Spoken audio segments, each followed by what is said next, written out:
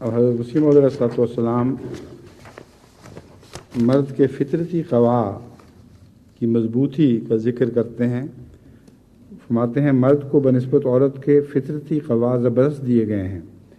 یہی وجہ ہے کہ جب سے دنیا پیدا ہوئی ہے مرد عورت پر حکومت کرتا چلا آیا ہے. اس میں کوئی بھی شک نہیں کہ ہر جگہ دنیا میں مردوں کو عورتوں پر یہ فوقیت حاصل ہے، وہ حکومت کرتا چلا آیا ہے کیونکہ قوا مضبوط ہیں اور محنت کے کام کرنے کے لیے خدا تعالیٰ نے ان کو ایسے قوا بخشے ہیں کہ وہ بہت زیادہ محنت کر سکتے ہیں بنسبت عورتوں کے جو نسبت نازک اندام ہوتی ہیں. قرآن شریف میں یہ حکم ہے کہ اگر مرد اپنی عورت کو مروت اور احسان کی روح سے ایک پہاڑ سونے کا بھی دے تو طلاق کی حالت میں واپس نہ لے. اس سے ظاہر ہے کہ اسلام میں عورتوں کی کس قدر عزت کی گئی ہے. ایک طور سے تو مردوں کو عورتوں کا نوکر ٹھہرایا گیا ہے اور بہرحال مردوں کے لیے قرآن شریف میں یہ حکم ہے کہ عاشروہن بالمعروف، یعنی تم اپنی عورتوں سے ایسے حسن سلوک سے معاشرت کرو کہ ہر ایک عقل مند معلوم کر سکے کہ تم اپنی بیوی سے احسان اور مروت سے پیش آتے ہو. پھر حضرت مسیح موعود علیہ الصلوۃ والسلام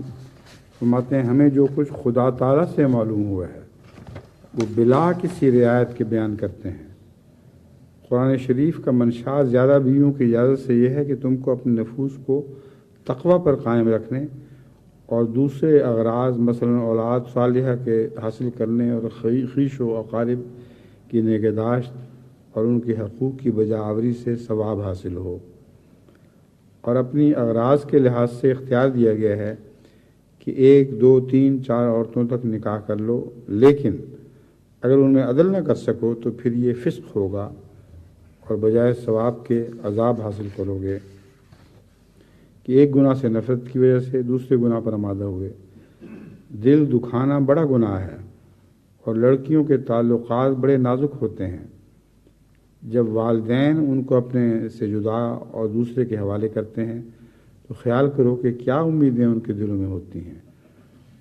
اور جن کا اندازہ انسان عاشروہن بالمعروف کے حکم سے ہی کر سکتا ہے. اگر انسان کا سلوک اپنی بیوی سے عمدہ ہو اور اسے ضرورت شرعی پیدا ہو جائے تو اس کی بیوی اس کے دوسرے نکاحوں سے ناراض نہیں ہوتی. ہم نے اپنے گھر میں کئی دفعہ دیکھا ہے کہ وہ ہماری نکاح والی پیشگوئی کے پورا ہونے